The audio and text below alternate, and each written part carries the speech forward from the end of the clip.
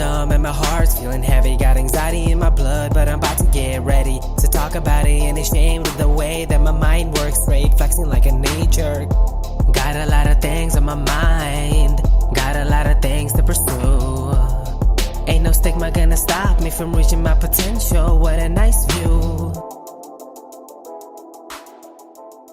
No, one of the happiest times of my life actually was when I got fired from insurance.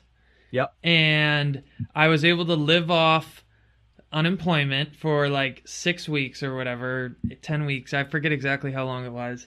But I remember it was really a defining moment in my life because it was like, okay, do I go try to work at another insurance company?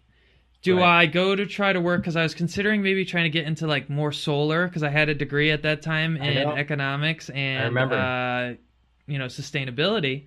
Or I was like, do I just roll the dice here, man, and go to school and see if I can try to become a doctor?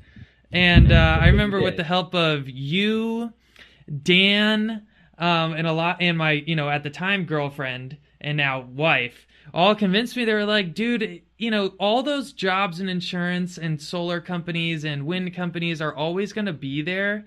I think I was 25 years old at the time. And they were like, why don't you just try to see if you have enough chops to handle getting into medical school or even nursing school? At the time, I was just like, whatever, I want to do something in mental health. So yeah. Hey, it worked out, man. It was fantastic. And I think that's actually a great part to kind of start this podcast. So start it right around there. So what I'm thinking for today, best man Donne at my wedding. We're actually 3 months out essentially from that fantastic weekend. Thanks again for making the trip. It was fantastic. Thanks for having me. It was beautiful, and I am very happy to have been there and have been your best man. Thank you for that honor. Well, and actually you can see right here, do you remember this road? Highway 1? I sure do. Did you steal that? I wish I could say I did, but I definitely, Migdalena overpaid for it at some touristy spot. But I've had it up in my room ever since we started dating, kind of thing. I love that frickin' road, man. My God. Great road. Talk about like mental health relief via driving. My God. I believe it. I believe it. It's a beautiful road. You can get sick on it though. I think if you're not driving, it's probably not that fun. Or it's fun to some extent, but also you can get scared really easily. But man, driving, little stick shift car on that road, primo. Yeah, it was good. It was.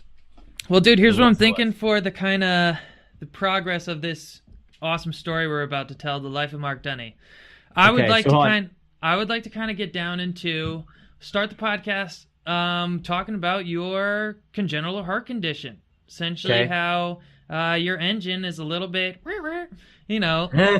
And I'll be honest. I'm going to be honest with you when I say this. I, as someone who has my condition, I don't know much about my condition. I don't even think that's always a bad thing. I actually did very little reading about bipolar disorder, and we'll get into that. And then I kind of want to transition into how, that congenital heart condition has just had impacts on your outlook on life, and compared to other people, how, you think differently than someone who is perfectly healthy, that kind of thing. And then I want to kind of talk about like the mental health aspects of trying to be an entrepreneur. Because I think, you have a lot of experience with that. I'm starting to have more and more experience with that. And I think it can be very challenging and exciting. It's like a bipolar sort of experience. And man. So I think that's kind of how this little show is going to go down today. Let's do it. Well, hopefully dude. It's entertaining. So, it will absolutely be entertaining for our 4 listeners. So you have more than 4 listeners. It's it's more than that, but it doesn't matter. It doesn't matter. Maybe 7. Are you in the thousands yet? Yeah, I think we're coming up on 5,000 downloads. Almost. We're probably at like 4,500 right now. I'm one of those. Yes. I'm super excited, and thank you for tuning in. And one of the best suggestions you actually gave to this podcast is you were like, bro, I know you're trying to earn some pennies and do your thing, but you got to turn the ads off. You were like, I was listening to a podcast and it was for a Jack in the Box, and then the other ad was for a divorce company.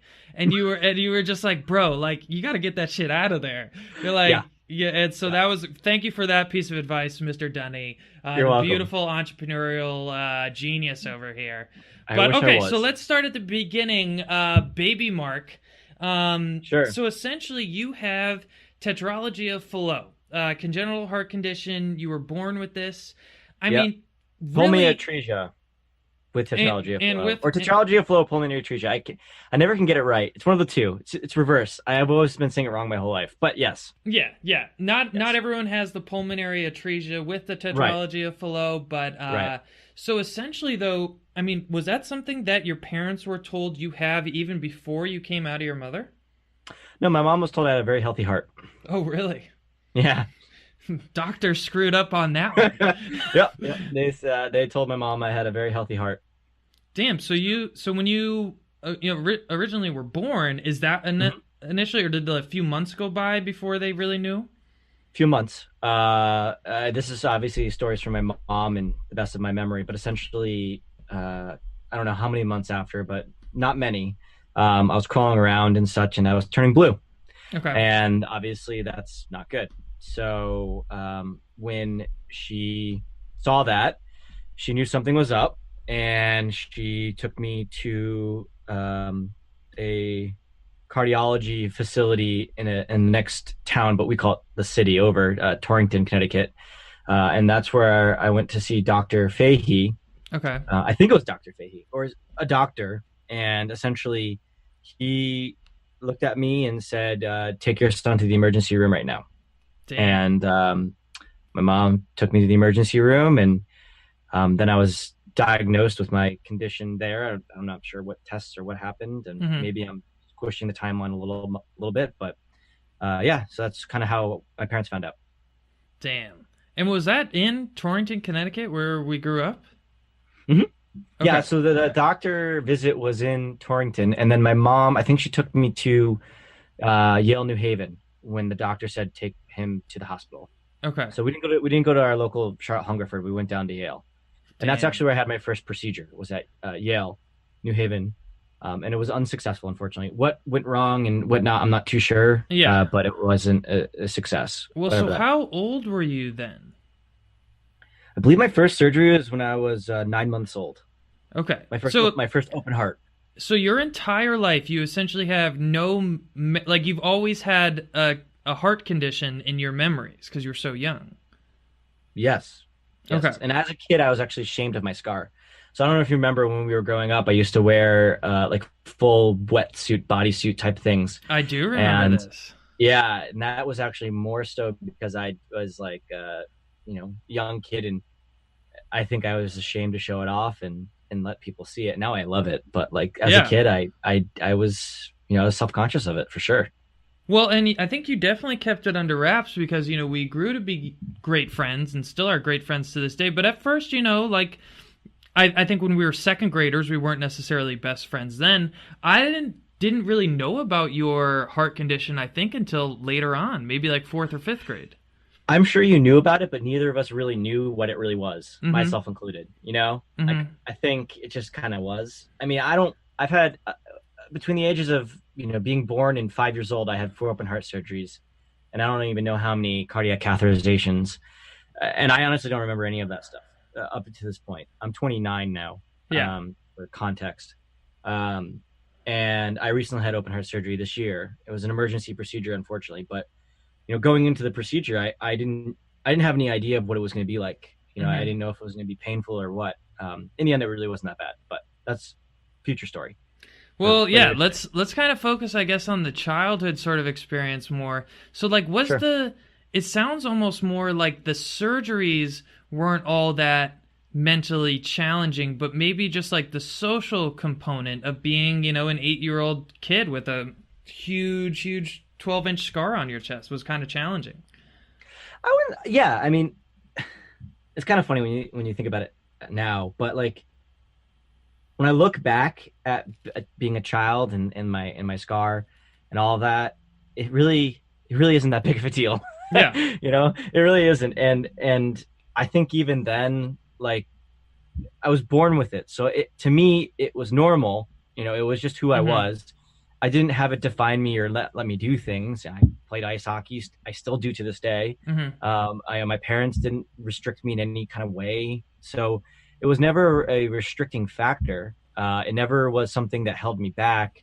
So I honestly, I really never thought much of it. I think just like when I was bringing up the whole covering it up part was more so just like me thinking about how I was as a kid. And there were times where I was like, yeah, this is different. Yeah. But beyond that, I really, I don't want to say that it was a restrictive thing or it made me feel totally different than my friends. Like I never, even to this day, I've never felt like, why me? You know, why am I the one who has this issue? Yeah. I've always just kind of, it's part of my life. Well, I mean, but it makes sense as an 8-year-old kid to be having those kind of thoughts go through your head, because every single other 8-year-old kid is probably, I mean, well, I shouldn't make this assumption, but very healthy. You know, a lot of 8-year-old kids typically don't have any sort of health conditions. So I can imagine you feeling sort of like an outlier. So when... Probably. I don't remember. I'm not going to lie. I really don't remember. Do you have any idea when you think that transition happened and how that happened, of you sort of being a little bit embarrassed by your scar, like, you know, wearing a shirt when you went swimming or whatever it may be, and then when you were able to really sort of be like, screw it, like, this is a really cool scar, you know, maybe you could get some sympathy from the ladies, be like, oh, what up, ladies, like, a surgeon cut into me last week, you know, I think like, that's what it was. Okay, hey, whatever I works. have to assume that. No, actually, in all honesty, I think it was, I used to buy the wetsuits from LL Bean, and I think the sizes didn't fit me anymore, so I had to just buy a regular bathing suit, and I think that really was what it was.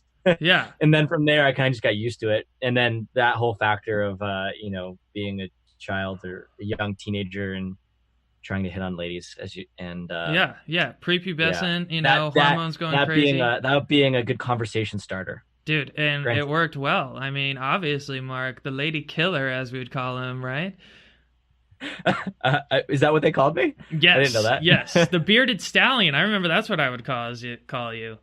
Okay, well, I think since we're on the topic of kids, at least at this point of the podcast, sure. Let's imagine that a parent is listening and their son or daughter has some sort of health something that that kid is embarrassed by. What would you try to tell that parent? What would you maybe even try to tell that kid if they could listen to this? Like, how could they be okay with their health condition and not feel so embarrassed by it? Well, I guess to the kid, I'd say everyone's different. And I know you're going to hear that from your parents and from everyone, because that's a common thing. But I promise you that, you know, what you're going through and what you're feeling may seem as if you're the only one going through this, but you're not. And I don't mean that in the way of like, you're not special, because there's something obviously different about you, but just know and feel comfortable in your skin, and, you know, be proud of who you are, and don't worry about what other people are saying about you or how other people may treat you, because what matters in the end is how you feel about yourself and how you treat others. And that's really what it comes down to. And I know that's kind of like a highbrow way of dealing with the situation, at least in my opinion. But I think what can hurt anyone, and myself included as a kid, what could have hurt me is if I let it get to me and let it define who I was and not created my own path. If I had, as we saw with me wearing that, you know, wetsuit, it kind of defined me as a kid. Like, I was afraid of it, but then when I broke out of it, I accepted it, and now I embrace it, and now I love it. And I don't think as a young child you're going to get that. And I don't think, and that's okay. I don't think that's a problem. I think if you are okay with accepting it and working towards accepting it, that's the best thing in the world. Now, as a parent, I don't have kids, and I hope my kid doesn't have my condition one day when I have a kid. But if I had to have this conversation, I would tell parents to encourage your child to be themselves. You know, let them go out, let them do whatever they want. That's, you know, smart. You know, don't have them do stupid decisions and stuff. But, you know, don't hold them back. Let them explore. Let them take risks. Let them hurt themselves, playing out in the yard. Like, don't put them in a bubble. Let Yeah. them live. Essentially, let them live. I think I owe a lot of gratitude to my parents for exactly that, and also my doctor, because my doctor literally told my mom, don't let your child grow up to be a wimp. Those are his Okay. words. And did So the my mom, doctors ever tell you, like, he shouldn't be running, he shouldn't be doing contact sports or like anything like that? they said don't lift more than my own weight and don't become a bodybuilder. That was about it. Okay. Okay. Well, Just damn. because of the way the heart, Yeah. because my pulmonary artery is fake, so it can't grow. Like, Mm-hmm. and as a bodybuilder, obviously you're pumping weights, and your heart is going to grow when you're pumping those weights. And because it's artificial and my valve can't grow with my body like a normal Yeah. human. Muscle. Yeah, exactly, muscle. Yeah. That's why. So beyond that, no, I wasn't told to not to do anything else. Well, what I am most impressed with, and I don't know if I've told you this, but your attitude towards your condition had such a amazing impact on once I was diagnosed. And just because I think it really comes down to you never viewed yourself as a victim. You never had any kind of pity parties. Like I remember in high school or maybe it was college. I mean, you've been kind of in and out of the doctor so many times for minor and major procedures. I remember talking to you and I'd be like, well, damn, man, I'm sorry you have to go through with this. I'm sorry you have, surgery and I'm sorry you hooked up to these machines. And you'd be like, well, don't be sorry. Like, this is just what I have to deal with. Like, give me a call, let me know how it's going. But you never wanted to hear, I'm sorry. You never wanted to have like a pity party and all this BS.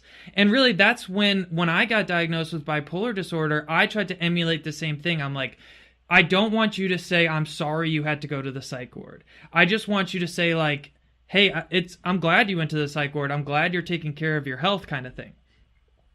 So how do you think you developed that I'm not a victim attitude? I'm not sure. I guess my parents. Okay. They didn't let me feel like a victim. Therefore, I didn't feel like one. I don't know. I guess it was just my mindset. I wonder if it has. Answer. I wonder if it has anything to do with the fact that you've always been this way, kind of thing. Yeah, like, I have. Versus, I have. if you were randomly diagnosed with a heart condition at age like 12, versus like always having it. So yeah, I don't know. I've actually thought about that. Like I thought about like, if I was to be diagnosed with this, like you were saying, like age 12, for example, would I be this way? And I'd like to think I was, or would be, I should say. I'd like to think I would feel the same way. Because I like that about me, Mm-hmm. and I don't like that personality trait about myself. So, but I don't know. It could quite possibly be that maybe I would be a Debbie Downer, and I would be like, "Woe is me," and the world is ending, and why me, why me? But I'm not. I'm lucky in that way. Yeah. I really think a lot of it has to do, I think, with the way I was raised by my parents, and that they didn't hold me back or tell me anything different than just keep on being you. Well, and I think you just kind of always had this attitude of, we all have something a little bit wrong with us. And, it's one thing I actually talked about with Rob yesterday on the podcast, and I kind of at least believe this. How boring was Rob, by the way? How boring was Rob? Oh, absolutely terrible. Absolutely terrible. So. Yeah. But, I understood it a little bit more once I was diagnosed with bipolar disorder, and I kind of developed this attitude where I personally think we're all a little bit crazy and have elements of mental illness. But really, it kind of hit home once I was a medical student. Yeah. And when we're dissecting cadavers, you can find stuff wrong with every single body, even if that's not exactly what they died from. Like, we all have things wrong with us, and it's just, I think the sooner that people can actually accept that, the sooner that they can be okay with whatever condition that they may be living with, if they have to take chronic medication or if they have to go do a lot of checkups or whatever it may be. I just think that's such a better attitude to have. So flipping it here and throwing this at you, you were diagnosed later in life with your bipolar disorder. How did you deal with it? I'm born with it, so I kind of grew up with it. You're thrown into the mix when you're in your mid-20s, early 20s, I should say.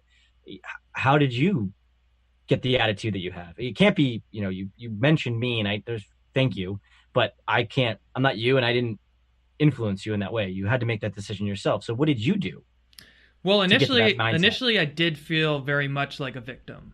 Okay. I didn't know anyone who had bipolar disorder, with the exception of my uncle, who ended up taking his own life. And so I thought I was kind of destined for that. And so that's at least why at the beginning when I was diagnosed, I was so into treatment.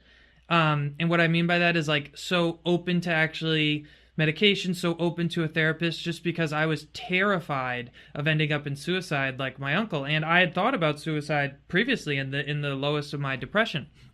But and so to that point, I feel like everyone's thought about suicide. Definitely. Definitely. Okay. Just want to say that. Just want to say that. Okay. Now back to your story. Sorry. Yeah.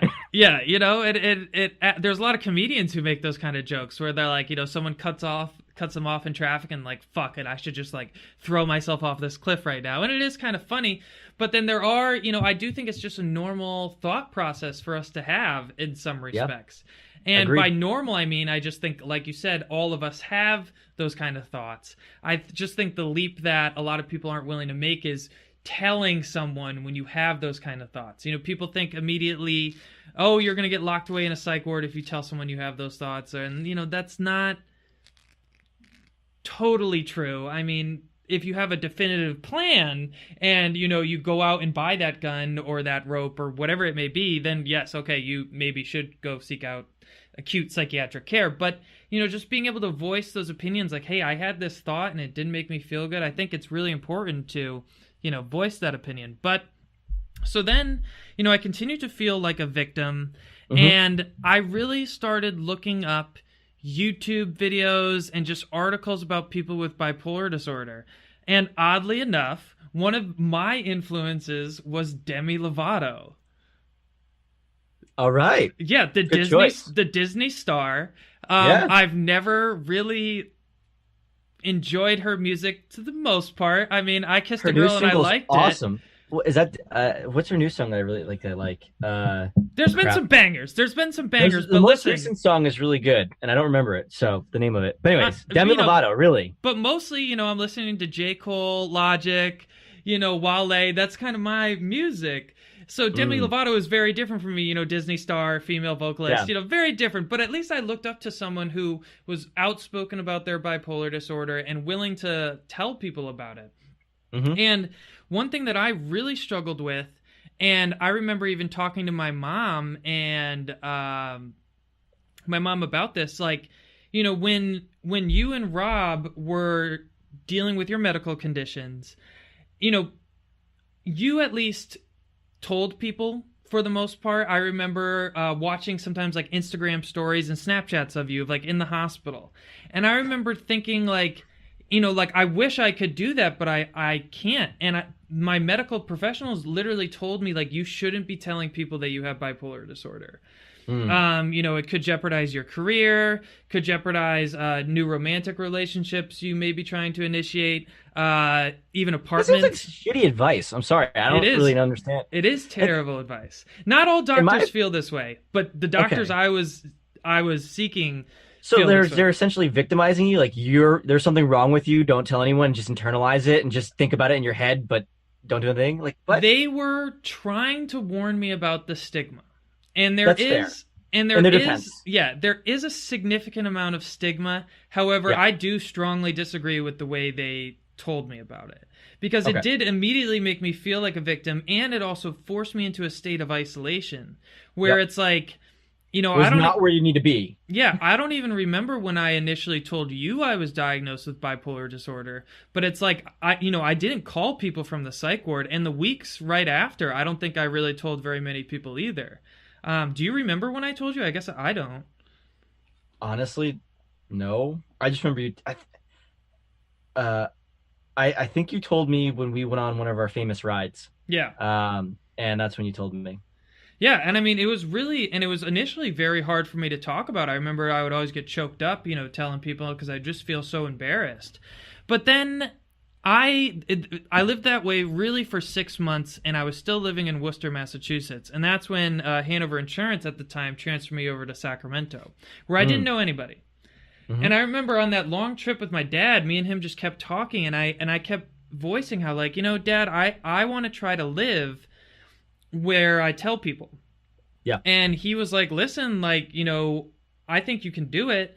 But we would just talk about, like, what expectations you have. Like, there is stigma. So people are going to maybe say some dumb shit. And they did occasionally. People would tell me, don't take my meds, or mental illness isn't real, or I got congratulated that I've never been arrested or I've never been violent before, which was interesting. But I just remember thinking, like, you know what? I think it was such a nice, fresh start for me. I was like, hey, whatever. I'm just going to go for it. Yeah. And so that's really was the catalyst for me starting to tell new people. I would even go out to bars and tell people. I would tell girls I would go on dates with, which it weeded out the process. A lot of girls don't want to go on a second date with someone who has bipolar disorder. So I kind of shot myself in the foot in that regards. But I look at it. Didn't though. I didn't. Then you got rid of them. Yeah, it weeded out all the shitty girls and led me to the girl of my dreams, Miss Juana Magdalena Buena Rojas, my wife, this hot Latina, amazing woman. And I remember I told her on the first time that I met her. Yeah. And she was all about it. She's like, well, that's cool, take care of your health condition.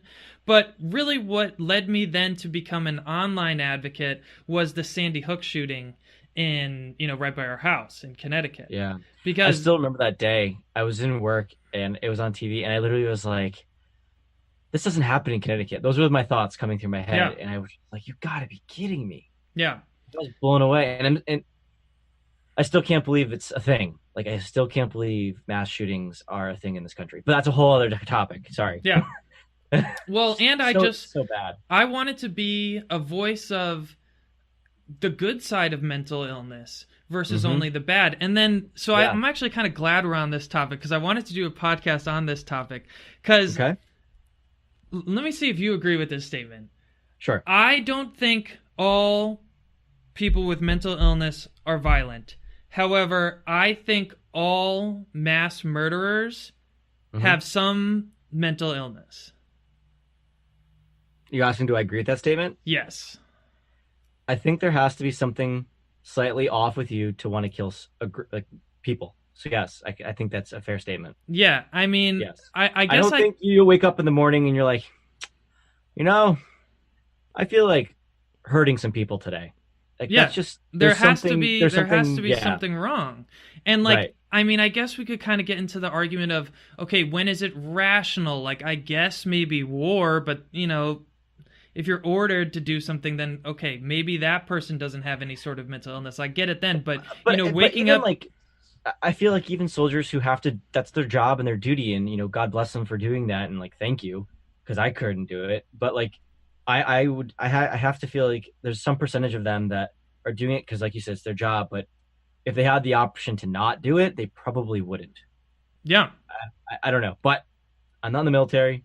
Who knows? But thank you. And I think that's a unique situation, but especially in these scenarios where, like the Sandy Hook shooting, like the Las Vegas shooting, and we could just fucking go on and on and on and on, where someone opens gunfire into a random place. I'm willing to bet 100% of the time that person has some sort of mental illness, even if it's not diagnosed, even if it's not in the DSM. Listen, I want to talk to that person. If you're having those kind of thoughts, I'm going to be a psychiatrist one day. I want to talk to you. And I get a lot of flack, actually, online when I say those statements, because people are like, oh, well, you're associating mental illness with violence. And I'm like, well, it is fucking associated in some respect, a little bit. Yeah. And so I'm glad you got me ranting. You got me swearing, and this is all good here. But because I get really frustrated, I'm like, it is. I'm like, we need to address the fact that, I want there to be gun restrictions, of course, but I also think we need to greatly improve access to mental health care and make it better. And they were like, blah, blah, blah, blah, blah, you're making this politics. And like, isn't that a moderate stance I'm taking? Like a little bit of both parties, like gun control and mental illness, whatever. I don't know. I don't know either. But I mean, I have to say, like, I wish I was more of a historian, but didn't we used to have like mental health facilities and things, and then we shut them all down, and then we just put people in prison?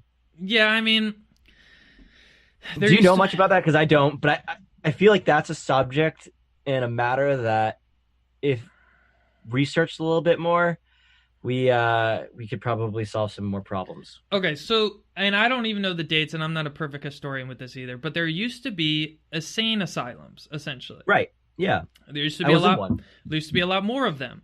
And, at that stage of mental health, it was more like sometimes they wouldn't know what to do, so they would just lock them up, essentially like jail. And why? I believe it was was it Reagan administration? Man, I don't even know. So I don't know. I guess even I don't know. That's why I didn't bring it up. And by the way, I was not in one. I was joking. You didn't get my joke. Oh, I actually didn't even hear it. Our internet connection must not be that good. But they closed them all down because they were like, you know what? We need to make better versions of mental health care. We want more outpatient health care. We want, and in that respect, it was a fantastic idea. Yeah, however, horribly implemented. Yes, they shut down all these asylums, for lack of a better word, but they didn't build the clinics. They didn't build the outpatient programs. So essentially it forced all these people out of these facilities, maybe onto the streets, maybe just into coming in and out of the ER every 2 weeks. It just, it didn't really solve the problem. So there is, a huge, huge need still. I agree. Well, now getting back kind of to your story, beautiful little rant there. Beautiful little rant. I'm going to ask you questions. That's how it should be. Guests are sometimes afraid to ask me questions. I don't know why. I mean, I think I'm easy to talk to. This is supposed to be a conversational. So that helps. Conversational podcast. Really, Joe Rogan was my huge inspiration for starting this bad boy. I've only seen watched and listened to two Joe Rogan podcasts. One was Elon Musk, and the other was with MKBHD, and they're both really good. My problem with Joe Rogan is not Joe Rogan; it's the content. I'm not interested in UFC fighting, so I only like to listen to like the one-off ones with like the random people that he doesn't discuss fighting with. So yeah, I'm very selective, but he's good. He's real good. I would. Well, he's great. And I mean, I feel the beauty about Joe Rogan is he just makes so many podcasts. Yes. And so, like, I'm not a big UFC guy either. I'll listen when he has comedians on and stuff, but I'll only really listen to scientists. Like, one of my most favorite ones I just listened to was Matt Walker, the sleep scientist. Oh, I should listen to that one. On Joe Rogan. Yeah, it will, like, motivate you to get a good night of rest. Because his whole argument is, like, 85% of America in the world is sleep deprived. And we're having all these issues because of it. So, but now getting back to Sir Mark Lewis Donne, is that... Yeah, that's me, MLD. Mark Lewis Donne. So what I want to know is, how do you think your attitude towards life, your outlook on life, has been impacted by your congenital heart condition? I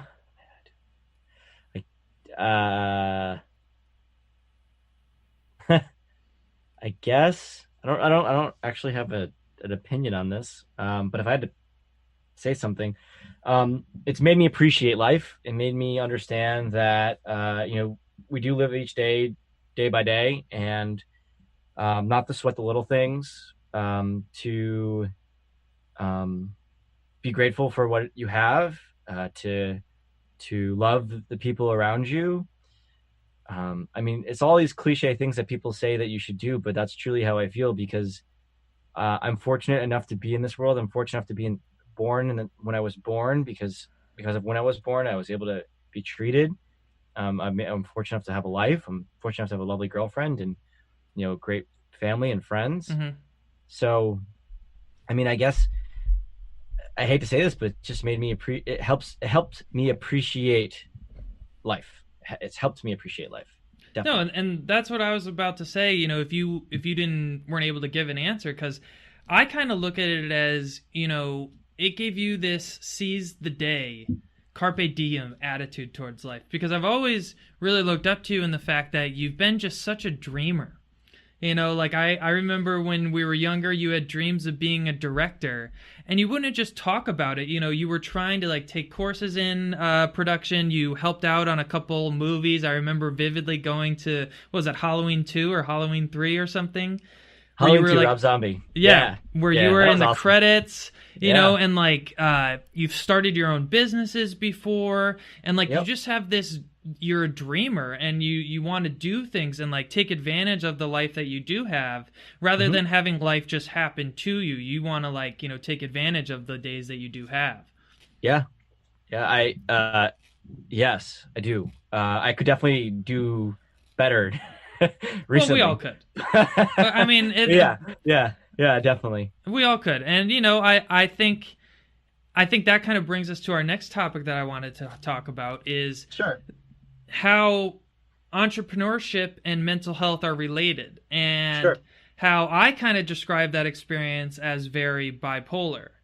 Okay. Because, like at least my experiences with being an entrepreneur, quote unquote, Hmm. I've given great speeches. Yeah. I've made really one in particular really popular YouTube video. I've had episodes of the podcast that have been listened to much, much more than I ever anticipated. But then on Yep. the other side of the coin, I've Hmm. had, speeches that didn't go so well. I've had videos that have like 7 views and no one's downloaded this particular podcast. So it's been a very, waxing and waning sort of experience. So what have Hmm. been your experiences managing mental health in the midst of trying to be an entrepreneur? Managing mental health in the midst of being an entrepreneur. I'm not sure how to answer this. Can Well, you let me rephrase kind it? of then Yeah. help guide you. I mean, I think it's Yeah. kind of easy to think about the good sides of entrepreneurship. You get that What's the good sale, side? you get that sale, you It's a grind. What's good about it? I mean, I mean, sure.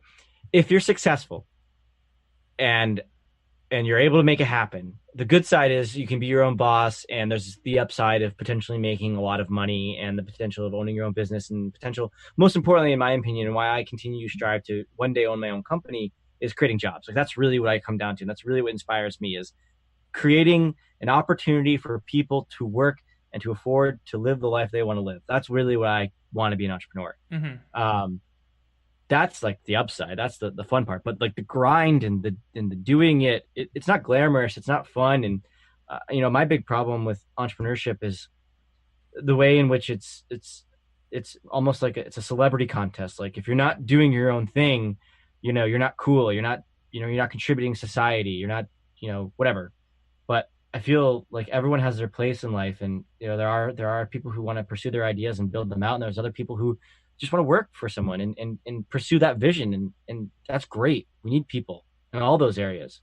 Mhm. So I feel as if personally there's a lot of push towards people trying to be or do something that they don't want to do, but they feel they should do it because that's what's cool. That's what's hip, Mm.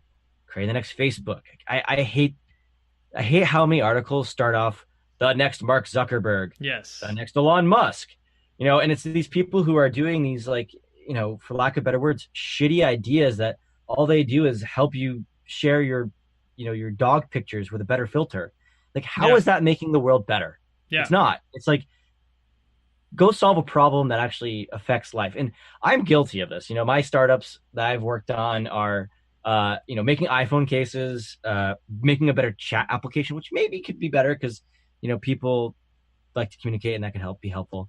And in my current one I'm working on now, like my side project, is awesome because it's helping artists make money. And like, that's great. And I love that. And I love, Lunch Money Print and what we're doing with that, and like attempting to just help artists earn a living.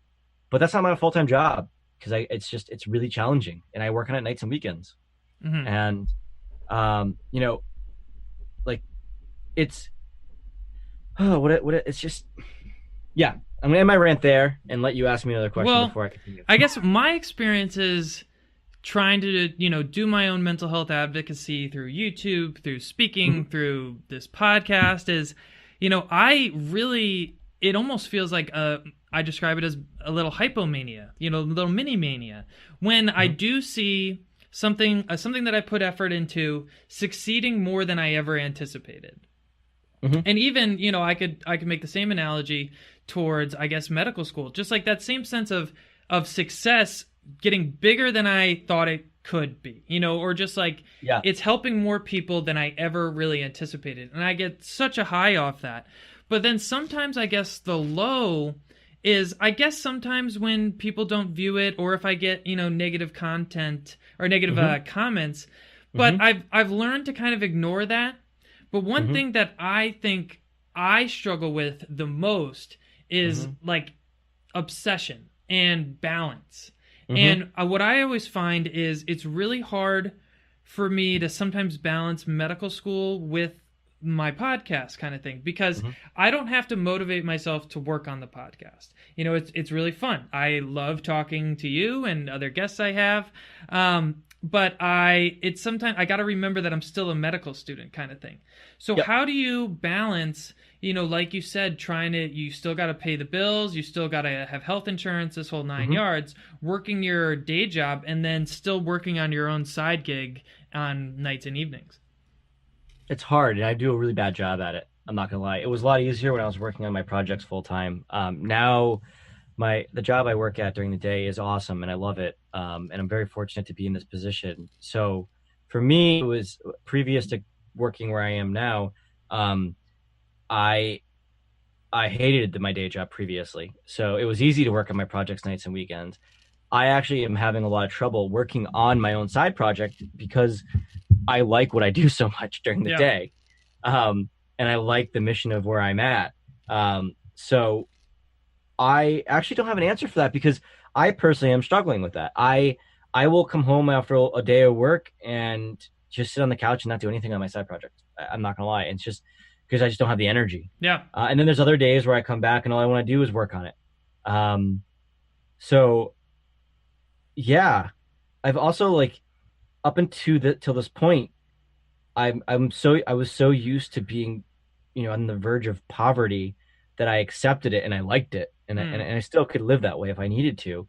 But now that I've, you know, had a job that's well paying and, you know, so on and so forth, I kind of like the luxuries of that. So it's kind of it's hard.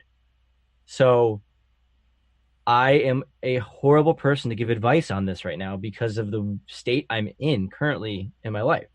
But I think it's really good that you're being honest, that you're not also portraying, because I do look at so many Instagram pages that talk about entrepreneurship as, like you said, kind of like this beautiful, euphoric, amazing place. Well, the problem with social media is that you just get to show what you want to show, and no one gets to see the bad sides. You know, it's all like, you're not going to post a picture of yourself like with your arm chopped off and, you know, you sitting in the hospital. You're going to post a picture of yourself with your new prosthetic arm. And how great life is, you know? You're not going to show the pre, you're only going to show the post.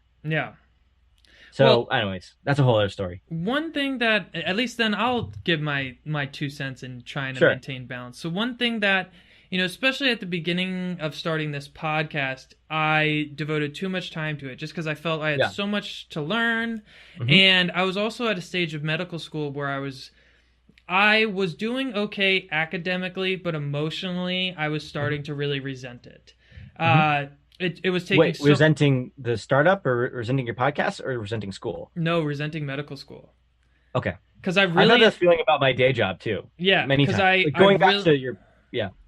I really enjoyed doing the podcast, and, you know, I've always had dreams of becoming a psychiatrist, but it was in the stages of, you know, we were in anatomy, we were studying actually cardiology. So I did like that. I got to learn about your heart condition, but it just seems very far removed from what my future career was like. And I felt like I had to motivate myself to learn all these facts that I thought I probably wouldn't ever use, which is partially true, but really partially not. Like, everyone in America, it seems like, has some sort of hypertension or cardiac issue, at least towards the end of life. But that being said, so over time, though, and over this summer and really this fall semester, I've kind of developed this system that's really been working much better for me. So I've taken the notion that, and I think you could apply this to your day job because, you know, I still don't really understand exactly what you do, but, you know, it's important. And as being a medical student, you probably don't understand all the intricacies of being a medical student, but it's important. And, you know, so if you spent an entire 24 hours on your day job, it probably still wouldn't be enough. There's probably still more to do, still more to learn, always more to do. And same thing with the podcast and the side project. If you spend all day, there's always going to be more to do. So I just kind of had that attitude of, I have to be okay with not finishing stuff. I can't study everything. I can't do everything for the podcast. So I get really good now at budgeting time. Actually, This is very fitting. Sorry, listeners, you can't see this, but I'll show you, Mark. On my whiteboard behind me, I budget out time. So from 1 to 4, I'm doing my Anki flashcards. And then from 4 to 8, I'm going to be working on podcasts and social media crap that I got to do for this. Yep. And then I'm going to the gym at 8 o'clock. And then when I come back at 10, I'm going to be doing a little bit more studying to finish off the day and then hang out with midday. So I kind of just try to really budget out my time in that respect, where I'm just like, okay, I'm going to work as hard as I can on these projects for this amount of time. And if I don't finish, I have to just let it go. I can't be obsessed with finishing. Yeah, no, I agree with that statement 100%. And time management is key to all of this. And what you're describing is really well thought out. And when I was working on my previous businesses, it was easy for me because that's all I did and that's all I thought about. And it was like, all right, well, wake up, work, and then go to bed, wake up, work. And that's all I had to think about. And now I'm actually struggling with this with time management when it comes to working on my day job and then coming home and then, decompressing and then starting to get back to work. So I could learn something from you when it comes to that. Yeah. It's a lot easier, in my opinion, to just work on something day in and day out consistently than it is to have to do one thing and then do another thing. And it's doable. People do it. I'm trying to do it, but I think you're doing it. I mean, with your school and your schedule, I mean, it's impressive. So pretty much, from my perspective, looking at how you're kind of showing me your methods, that aligns with how I've been thinking about how I should be dealing with things, and I'm just not doing it. Well, I kind of make analogies to exercise. Like if you were to exercise, for ease of analogy, think of it, if you were to exercise 1 day a week for 1 hour and 10 minutes, okay, versus exercising 10 minutes every single day, which do you think is healthier for your body? 10 minutes every day. 10 minutes every day. So I say that same thing you should apply to every aspect of your life. I try to do it to studying, because if I'm going to try to study for, 12 hours before a test, I'm going to blow my brains out, right. Versus if I do 2 hours a day for 6 days in a row, I feel like I can actually handle that. So that's kind of how I try to tackle really anything I have in front of me. That's good advice. I should come to you. Oh, I guess. I mean, so one day you're talking to me about this, and I should be the one talking to you about this. One day I'm going to be charging you for this advice, Mark Donne. I mean, as your psychiatrist. I should see one. Yes, we all should. No, okay. Well, on to the next topic here. I'm sorry I failed you on this topic. I mean, I can happily talk about entrepreneurship and the ups and downs of it if you really want. You actually just said the word that I want to now ask you about, because one thing that I struggled with initially when I was starting to do my own entrepreneur mental health advocacy is failure. And I love failure. And that's good, because at least at first, I had such ideas of I wanted my YouTube channel to grow and be amazing, and I wanted to make money off it and live a great life, all these things. And it turned into something that I realized that not only was a financial failure, but just wasn't a good fit for me. Like, I didn't enjoy being in front of camera and the whole whatever. It doesn't really matter. It just turned out to be a failure. And there was a long period of time where I stopped doing any kind of mental health advocacy because I felt like a failure. And I think a lot of people who try to do anything entrepreneur, if they do fail, they think that their business means that they are a failure of an entrepreneur, that they are a failure as a person. So I know that you've closed doors on certain businesses that you have started. So how have you moved on from failing a business, closing a door on a business, to still being positive about your own outlook, being like, you know what, I can be successful, I can start a good business? I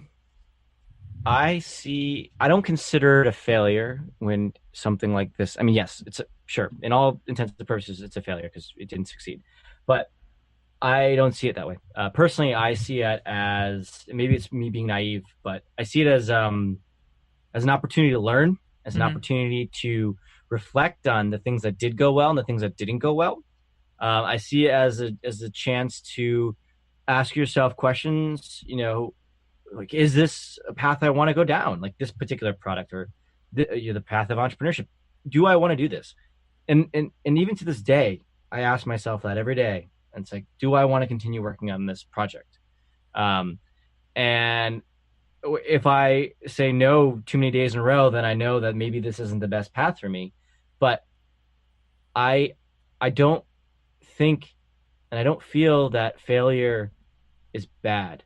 And I don't want to say advice, because who am I to give advice? But my feeling is that instead of feeling as if you are wrong, or you did something wrong, or you as we're saying the word failed, you didn't. What you should do is look back at, like, okay, I had an idea, I took a risk, and I tried to do it, and it didn't go the way I wanted it to go. Okay, why didn't it go the way I wanted it to go? Well, these 5 factors. Okay, how many of those are in my control?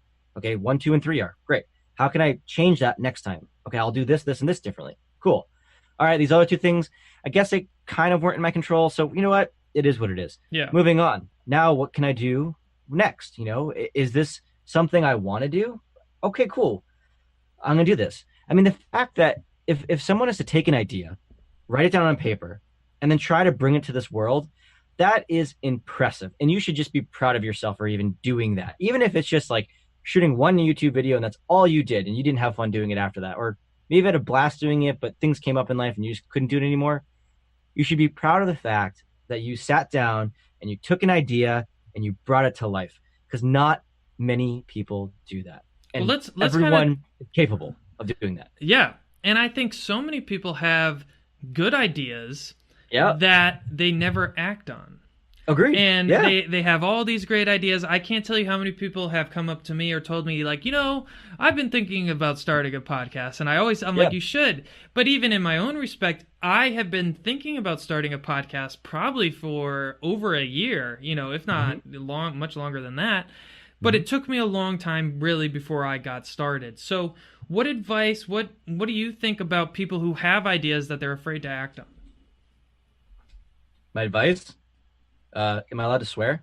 Yes, encouraged to. Just fucking do it. Oh, yes. Very nicely said, Mark Donne. Well, this has been a fantastic conversation, Mark. You've had, you, Rob, and my friend Pat, and other people, but I think you really need to appreciate how much of an impact you have had on my handling of my bipolar diagnosis.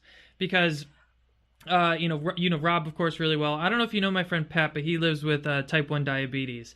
And I met him. What I took away from all of your guys' experiences dealing with your medical conditions is that you didn't view yourself as a victim. I didn't ever hear any of you guys complaining about it, or woe is me. You dealt with it and you lived your life. And I'm so appreciative that you were in my life. Thank you for being obviously the best man at the greatest frickin' wedding you've ever been to. Obviously, it was definitely the best wedding ever. For sure. Yeah, man, you are actually, I forget which character you are in my children's book. I forget if you're Garrett or Nolan, but yeah, you're in it. Me and you are homies. We actually do. When is it dropping? When's the children's book coming out? I don't know. I just keep teasing the listeners. It's more like I got to get on my mom to finish these illustrations here. And then I'm going to be doing. I know an illustrator if you need one. I know one for free that shares half of my DNA. So that's going to be nice. I know one for free too, actually. I know, but we're going to, it's really fun working on the project with my mom. That's awesome. So she's kind of finishing hold on. I feel like if you're throwing compliments at me, I have to throw one at you. So I will say that, you also are an inspiration to me because of the fact of how you've dealt with everything that you've gone through. I mean, I don't know, going back to our start of this conversation, like if I could handle the situation you've been in, as well as you have, and the fact that you are opening up and feeling comfortable to speak about mental health in this way. Like you look at all of these people, like I hate celebrity gossip, but like for some reason Google News keeps giving me celebrity gossip about like Ariana Grande and her husband or ex-husband or Pete whatever Davidson. I'm saying. Yeah, him. And it's just like I see this and it's just like it seems to me that he's putting himself into this like silo where he can't talk to people about his condition, and he feels as if whatever's going on.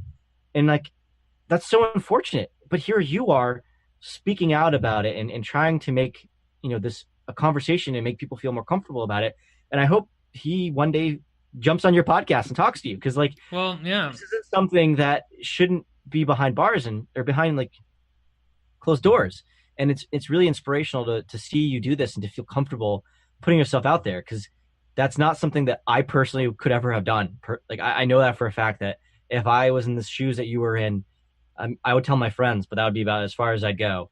So Well, like, maybe. You don't know. You're a badass, Mr. Donne. You could do the same thing. I'm no special person, but one thing. I'm no special person either. Well, true. So anyone out there listening, guaranteed you have something screwed up with your body, and you're going to have to do the same thing me and Mr. Donne do. But it is crazy to me how much celebrities dictate culture. And like I said, how, Demi Lovato, I would like to have her on the podcast. I would like to, that is really one of the dreams of the podcast, is I want to interview J. Cole. If I interview J. Cole, I will die a happy man. Why don't we make that happen in 2019? I gotta start hashtag Logan interviews J. Cole. We should think of a better hashtag, but I think that could be the goal for 2019. That would be a fantastic goal. And it would be fantastic, man. Just because I think the more that celebrities are willing to talk about mental illness, the more people who are normal are going to feel comfortable seeking out mental health care. The beauty and the problem with celebrities, I don't want to say the problem. The beauty of being a celebrity is your voice is a microphone for so many people, unfortunately, or fortunately, depending on how you're using it. And there are some who use it for great. And I think highlighting them is really important. And that's where I'm going with this. Is essentially we should definitely have more people speaking out. So yes and no, I would say. Oh, shoot. Like you said, all celebrities have a microscope on them. Everyone's analyzing every single move that they do. But then I think, if you're a celebrity, you have such a responsibility to take care of yourself, just because it does impact so many other people. And, the one name that really comes... fair? Is that fair that they... like? Okay, you know why it's fair? Because they're in the top 1%. They're in the top 1% of the wealth. So yeah, if they make $20 million a year, then fine. I don't feel that bad. You got to take care of your health, buddy. Because who I think the most about is Sir Kanye West. Oh, God. Previously one of my favorite artists, and still his old albums are some of, Graduation. It was fantastic. I'm like the rare person who loves every Kanye album to this day. Well, I want to love him, but I love him. I like his album. It just seems like, he is going through some sort of mental health crisis. And it makes me sad and worried. I used to really, and I still listen to a lot of Mac Miller. And I was devastated, when he overdosed. And, I hope he gets treatment in some respects, because... man, he could just have such a positive impact, and I think he could start making really high-quality music again once he gets his mind right. Yeah, he does make good shoes, though. Dude, overpriced shoes, maybe. Well, Mr. Donne, how about we kind of end this podcast? We've been talking a lot about entrepreneurship. Let's have you give a little 30-second or minute plug on Lunch Money Print. Why don't you tell the listeners what this is and what you're currently working on? Well, hold on. I don't want to end on a Kanye conversation. Let's just bring it back to our childhood real quick and just share a fun story there, and then we can go to the plug. That sounds fair. All right. What's a good story? A PG story. Well, I can think of one. I crashed a lot of cars when I was young. Yeah. And I'll never forget, there was one vivid moment where... my dad was walking my little dog, Sebastian, little Yorkshire Terrier, little tiny dog. And, when me and you and Rob were 16 years old, we all thought we were rally car drivers, just straight getting it. And do you remember coming down Wheeler Road? My dad was maybe 100 feet away from us. We spun out and hit a snowbank right in front of him. And he was just like, you fucking 16-year-old kids, you need to chill out, slow down. And we were like... hey, Dad. Hey, what's you doing? Sorry, I almost killed your son. I probably blocked that from my memory. Yeah.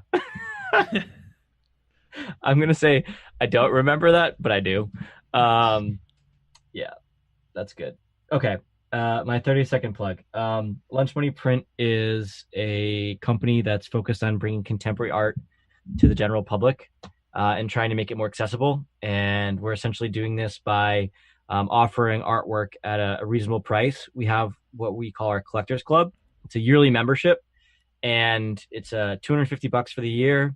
And in that year period, you're going to be able to collect 4 limited edition prints made by up-and-coming and well-known artists. And they're all limited runs, so they won't be reproduced again. And it's pretty cool. We have a great collection right now. We have 9 prints from artists around the world. From artists in the United States. And then next year, in 2019, we're going to launch an event in Connecticut we're going to have an art gallery where we have artwork from literally all around the world. So if you live in Connecticut and you want to check it out, we'll have more details on our site, lunchmoneyprint.com. It's pretty cool. Well, hell yeah. And this is all myself and my business partner, Chris O'Flaherty, who's working on this. Well, hell yeah, man. Well, So yeah, that's definitely that. check out the artwork. I've dug a bunch of it, and once I finally start to earn income here, I will definitely be sure to join. Oh, thank you. Still And two if and it's a a- half years away, though. Don't hold your breath. You know what? If we're still around in 2.5 more years, I'll be so happy. There That's we all I go. have to say. That would be awesome. I think we can be. So that's cool. But I want to say thank you for having me. This was awesome. I kind of want to do this like every week. So if Dude. you ever just want to have a Mark and Logan talk, let me know, because this is 100% way too much fun. And I've been wanting to do a podcast like this kind of thing for a while, and you kind of just inspired me to pick up another thing. Dude, it's dope, man. It's a lot. I have a blast with it, and I'm definitely going to take you up on that offer. Thank you for tuning into this episode. If you enjoyed the podcast, be sure to leave a rating on iTunes or however you do listen to this podcast. Give it a like, share it with your friends, and be sure to tune in to next week. I'll have on Hungry to Thrive. She's a therapist and also runs her own fitness company. We have a really interesting conversation about the connection between the mind and body. So be sure to tune in.